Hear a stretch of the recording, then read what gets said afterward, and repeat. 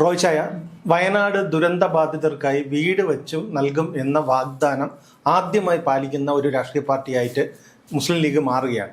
നമ്മുടെ ടൗൺഷിപ്പിൻ്റെ പണി പകുതി വഴി കിടക്കുന്നു, എങ്ങും എത്താതിരിക്കുമ്പോഴാണ് ഒരു രാഷ്ട്രീയ പ്രസ്ഥാനം എന്നുള്ള നിലയിൽ ലീഗ് ഈ നേട്ടം കൈവരിച്ചത്. ഇത് എല്ലാവർക്കും പിന്തുടരാവുന്ന ഒരു മാതൃക തന്നെയല്ലേ? തീർച്ചയായിട്ടും. കേരളത്തിൽ നല്ല ഒരു, പക്ഷേ ഇന്ത്യയിൽ തന്നെ ഒരു രാഷ്ട്രീയ പാർട്ടി അവരുടെ പൊതുജന സേവനത്തിൻ്റെ ഭാഗമായിട്ട് ദുരിതം അനുഭവിക്കുന്ന ഒരു ജനതയ്ക്ക് വേണ്ടി അവർ ഏറ്റെടുത്ത, അവർ സ്വമേധയാൽ അവർ പറഞ്ഞതാണ് ഈ 101 പേർക്ക് വീട് നിർമ്മിച്ച് നൽകാമെന്ന് പറയുന്ന അവരുടെ വാഗ്ദാനം. അതിൻ്റെ ഒന്നാം ഘട്ടം അവർ പൂർത്തിയാക്കി മാത്രമല്ല, മറ്റുള്ള സർക്കാരിനോ അല്ലെങ്കിൽ മറ്റുള്ള രാഷ്ട്രീയ പാർട്ടികൾക്കോ ഏറ്റെടുത്ത ഉത്തരവാദിത്വം ഇനിയും പൂർത്തീകരിക്കാൻ കഴിയാത്തൊരു സാഹചര്യത്തിലാണ് ലീഗ് അത്യന്തം മാതൃകാപരമായ ഒരു കാര്യം നടപ്പിലാക്കിയിരിക്കുന്നത്.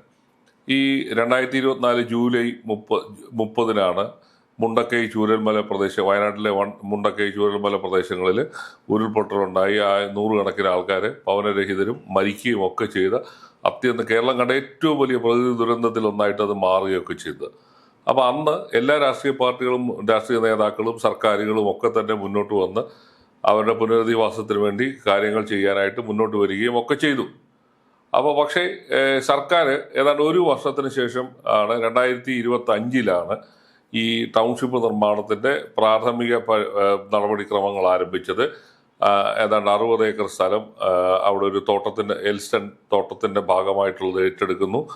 അവിടെ ടൗൺഷിപ്പ് നിർമ്മാണത്തിന് നമ്മുടെ ഈ ഒരു നിർമ്മാണ കമ്പനിയായ ഊരാളുങ്കൽ കമ്പനിയെ ഏൽപ്പിക്കുകയും ഒക്കെ ചെയ്യുന്നു.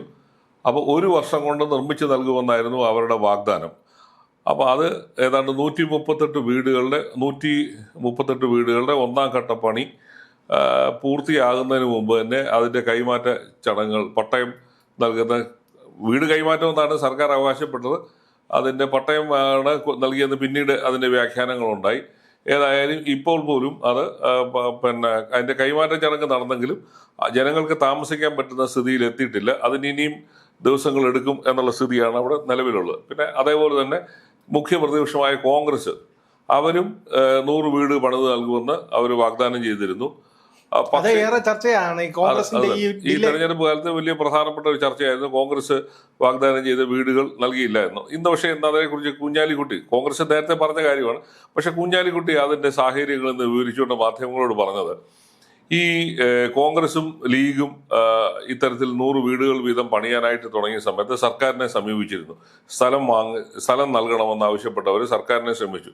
സർക്കാർ മുഖ്യമന്ത്രിയുമായി നടത്തിയ ചർച്ചയിൽ സർക്കാർ അത് നൽകാമെന്ന് തുടക്കത്തിൽ വാഗ്ദാനം ചെയ്തെങ്കിലും പിന്നീട് സർക്കാർ കാലുമാറി.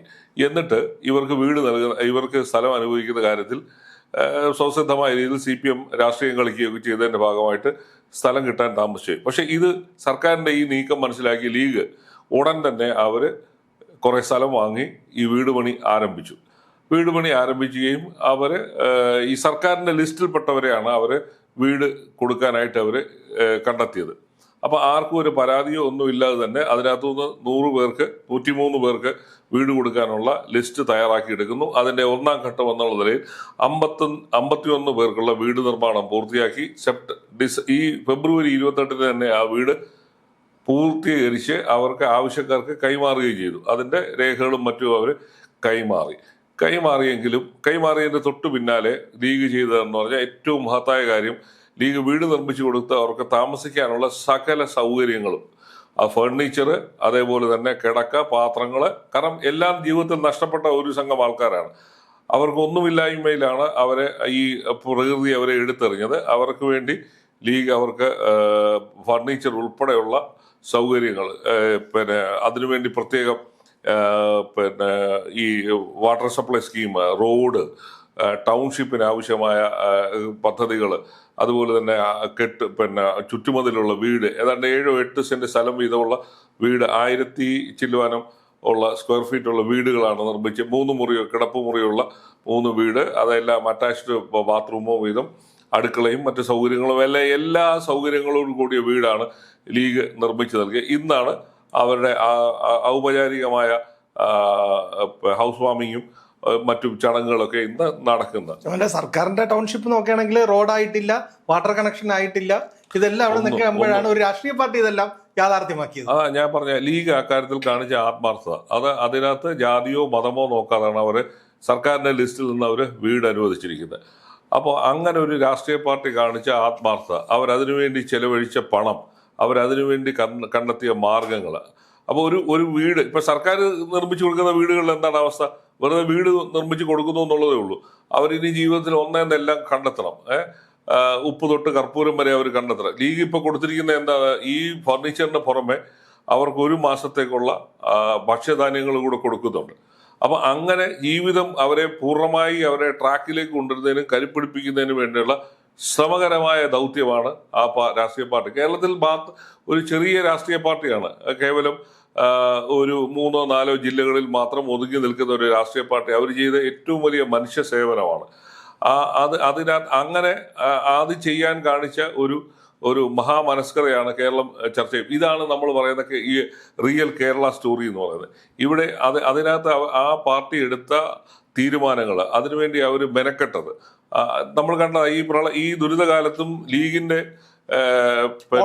വോളണ്ടിയേഴ്സാണ് അവിടെ ഭക്ഷണം കൊടുക്കാനും മനുഷ്യരെ ആശുപത്രിയിൽ എത്തിക്കാനും അങ്ങനെ വലിയ ശ്രമം നടത്തിയ ഒരു പാർട്ടിയാണ്. അവർ രാഷ്ട്രീയ പാർട്ടിക്ക് അപ്പുറത്തായിട്ട് വലിയൊരു സാമൂഹ്യ സേവനം ചെയ്യാൻ മനസ്സുള്ളവരുടെ ഒരു കൂട്ടമായിട്ടാണ് ആ പാർട്ടി ഇന്ന് കേരളത്തിൽ നിലനിൽക്കുകയും അങ്ങനെ ഒരു പാർട്ടി കേരളത്തിൽ നിലനിൽക്കേണ്ടത് നമ്മുടെ സാമൂഹിക വ്യവസ്ഥയ്ക്കും മതേതരത്തിനും ഒക്കെ തന്നെ ഒരാവശ്യമായ ഒരു പാർട്ടിയായിട്ട് തന്നെ ലീഗ് ഇന്ന് മാറിയിട്ടുണ്ട്.